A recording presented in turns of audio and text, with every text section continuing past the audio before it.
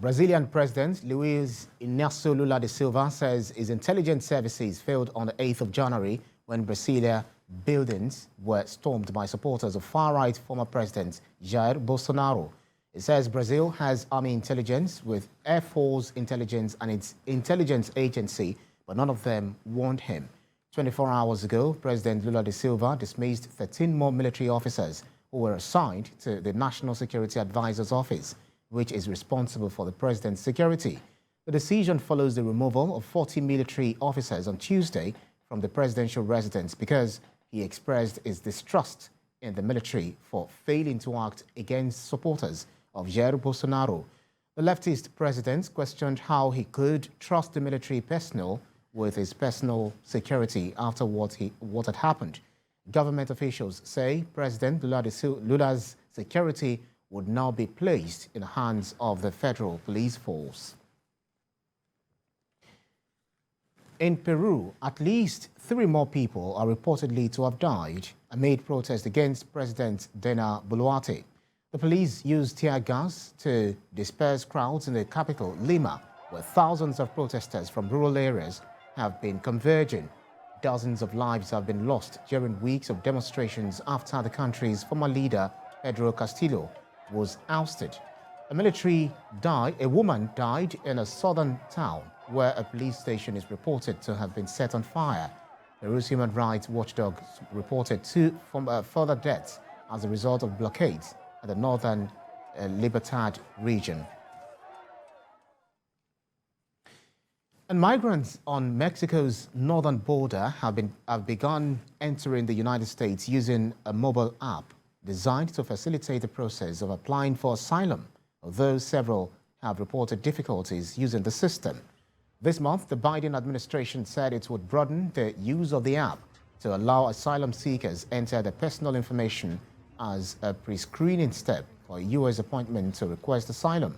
Some of the asylum seekers who had been waiting on the Mexican border for months to enter the United States say they are getting appointments quickly. According to Mexican officials, since it was activated for pre-screening last week, the app has been in such demand that it is telling applicants it has run out of appointments.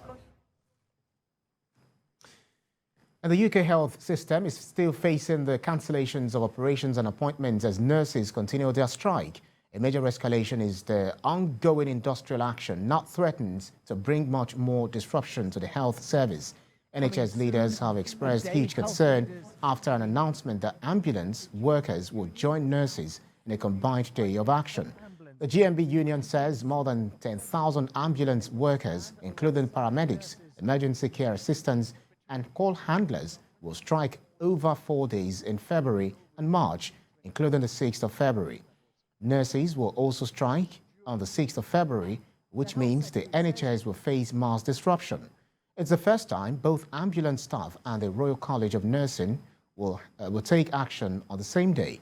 This comes as thousands of nurses strike over 2 days this week at more than 55 NHS trusts in England. Is it in these emergency services patients should be able to rely on a basic level of life-saving care? Why is he against that, Mr. Speaker? There's not a minimum level of service any day because they've broken the NHS. Still talking health matters, China's President Xi Jinping says he is concerned about the spread of the COVID-19 virus in Chinese countrysides. Millions of people are heading to rural areas ahead of the upcoming Lunar New Year celebrations. The Chinese leader also defended his zero-COVID policy, which was lifted last month after its crippling effect on the economy sparked nationwide protest. President Xi says it had been the right choice when the decision was taken. He says efforts are on to improve medical care for the most vulnerable in rural areas. He emphasized that China is still in a period that requires great effort for victory. And finally, before we go, the government of the United States is backing the federal government's interest in having women and girls have cervical cancer, the self-test, to speed up the prevention of the virally transmitted disease. The Nigerian Institute of Medical Research is at the forefront of the campaign.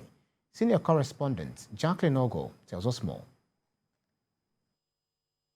In Nigeria, at least 33 new cervical cancer cases are detected daily, and 22 women also die daily as a result of the ailment. The sexually transmitted human papillomavirus types 16 and 18 are the cause of cancer in the cervix of women.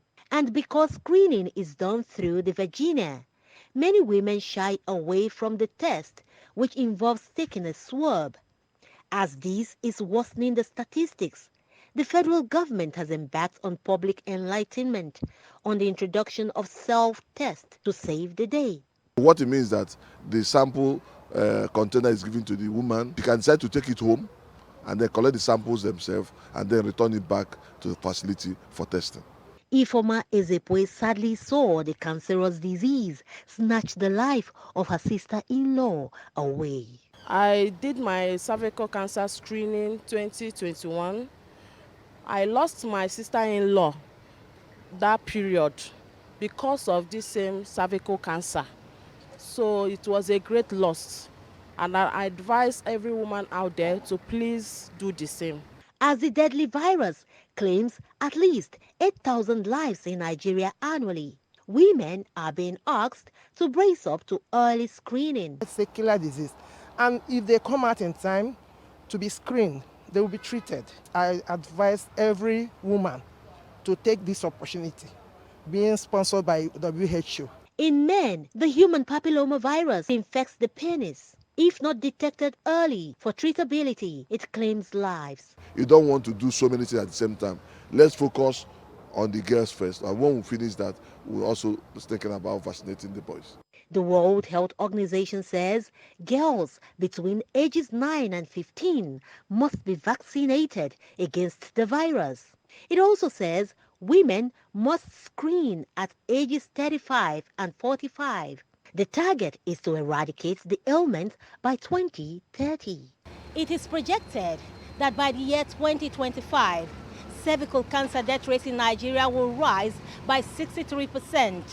Medical experts say this is no doubt a wake-up call for women to embrace fully early screening to ensure they do not become part of the death record.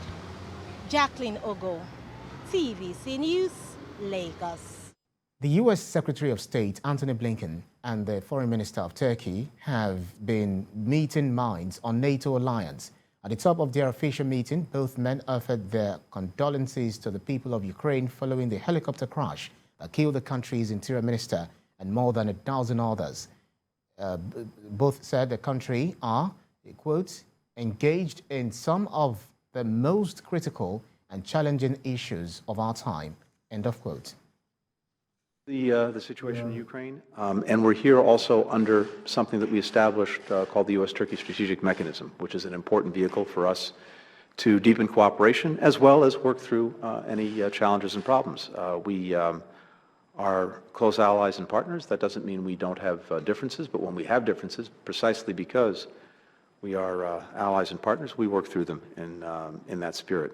But there's a lot to be said about where we are in Ukraine as well as other. In Ukraine, it's a different story. The government and the people are mourning the death of the country's interior minister, Denis Monasterky, who died in a helicopter crash in the Ukrainian capital, Kyiv. In his nightly national address, President Volodymyr Zelensky said 14 people, including Denis Monasterky, all other ministry officials and a child, were killed. Another 25 people were wounded, including 11 children. He added that an investigation had been opened to clarify all the circumstances of the disaster.